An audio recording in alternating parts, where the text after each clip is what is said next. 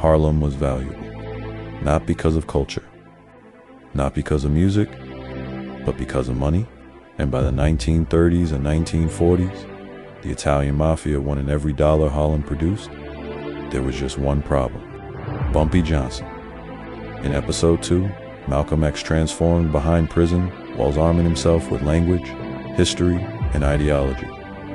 While Malcolm was rebuilding his mind, Harlem was fighting to keep control of its streets, and at the center of that fight stood one man. Harlem's underground economy was massive. The numbers racket alone generated millions of dollars annually, all cash. Italian crime families controlled gambling across New York, but Harlem was different. It was black-run and deeply protected by the community.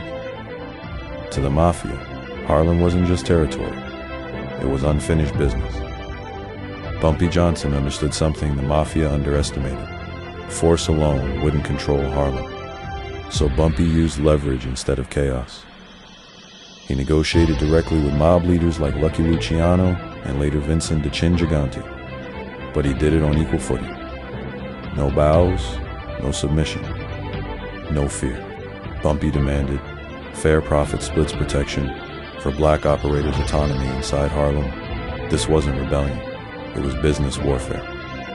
The Italian mob didn't like resistance, especially from a black man. There were attempts to sideline Bumpy, increase police pressure informants, assassination rumors.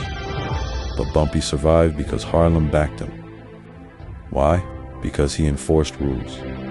No drugs near schools, no random violence, no exploiting residents to the people. Bumpy wasn't a mobster. He was a buffer between Harlem and total exploitation. Bumpy Johnson never ran for office. But politicians came to Harlem carefully. Police negotiated instead of charging in. Landlords respected invisible boundaries. Bumpy created something rare: black-controlled order in a city designed to deny black authority. This was power the system couldn't openly acknowledge but couldn't remove either.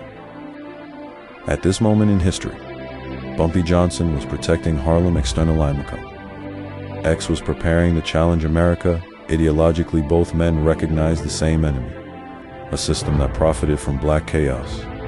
The difference was approach. Bumpy controlled the streets. Malcolm would soon control the narrative, and Harlem would become the battlefield for both. Bumpy's resistance came with a price: repeated prison sentences, constant surveillance, permanent targets on his back. But every year he stayed standing sent a message: Harlem was not easy to take. While Bumpy Johnson fought the mafia in back rooms and alleyways, Malcolm X was preparing to return from prison with words sharper than weapons. Two forces were moving toward the same place. And when Malcolm returned to Harlem, the balance of power would shift again. Next episode. Episode 4, The Nation of Islam Enters Harlem.